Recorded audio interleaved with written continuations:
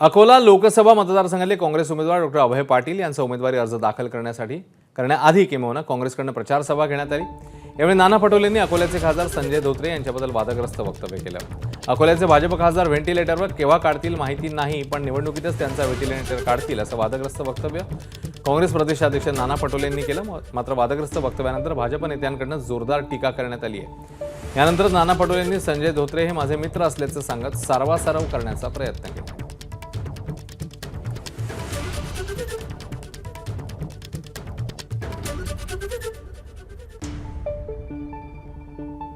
तर आधी वादग्रस्त वक्तव्य केल्यावर नाना पटोलेंनी मग सारवासारव करण्याचा प्रयत्न केलाय, मात्र भाजपने त्यांच्यावर टीका केली।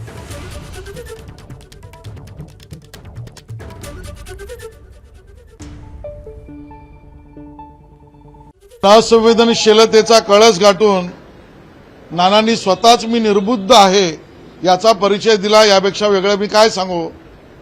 एक व्यक्ती ज्या वेळेला स्वतःच्या जीवनाची लढाई त्या ठिकाणी लढतोय त्याच्याबद्दल सुद्धा राजकारण करणं, इतक्या हीन पातळीचं राजकारण केवळ काँग्रेसला आणि नानांनाच शोभू शकतं।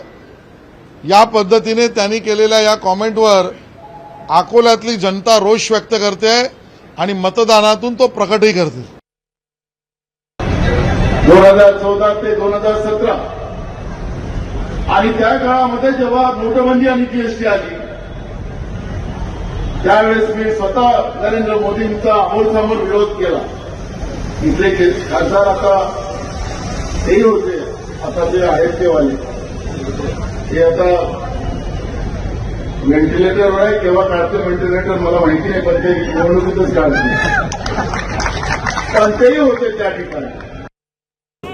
स्वतः आहेत त्यांच्या प्रमाणपत्राची गरज त्यांनाच आता याला पागल दवाखान्यात पाठवण्याची वेळ आलेली आहे।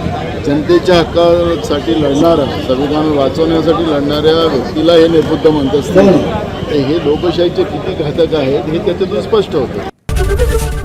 एबीपी माझा, उघडा डोळे बघा नीट।